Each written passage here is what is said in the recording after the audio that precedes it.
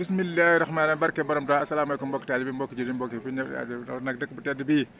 fii nga xam ne mooy Ndakaaru Njaay ñu fi fàttaliku ñaari gun Dakar yi dama wax sëñ Mbaye Diouf ne ko léegi installation bi rafet na macha allah yaan suñu ba lafal cat gis ngeen ni ñu ko defaree ba mu rafet nii di xaar nag ay gan yi nag mel ne nag jul nañ noot nañ tàkkusaan bu pare waaye gan yi maam jaar lay doon sëñ Mbaye programme bi nan lay demee ak nan ngeen di teeroo gan yi ak nan ngeen di dalalee ànd ak ñoom ci programme bi incha allah.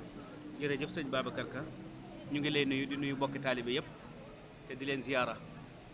di wax ne programme bi tey jii fii nu toll nga xam ne noo doon tàkkusaan bu nu jullee tàkkusaan ba noppi ngontu mi maam Mariama bu sa jaariyatullahi mi day daal di tàmbali ñu di ko wëyal nag ba gannaaw timis ngontu mi nag ay délégation yu bare bare danañ fi teew ci daayira maam jaara yi ngir àndandoo ak waa ñaari guddi Ndakaar yi li nga xam ne mooy ñaari guddi yi ci ngontu maam Mariama bu sa bi waaye nag it ci ngontu moomu sëñ Gana Messere Maxtaar dana fi waxtaane nag it kii nga xam ne mooy maam Mariama bu sa jaariyatullahi waaye bu nu ci noppee ba àgg ca guddig maam Cheikh Ibrahima Fall lay doon boo xam ne incha allahu cérémonie officielle dina fa am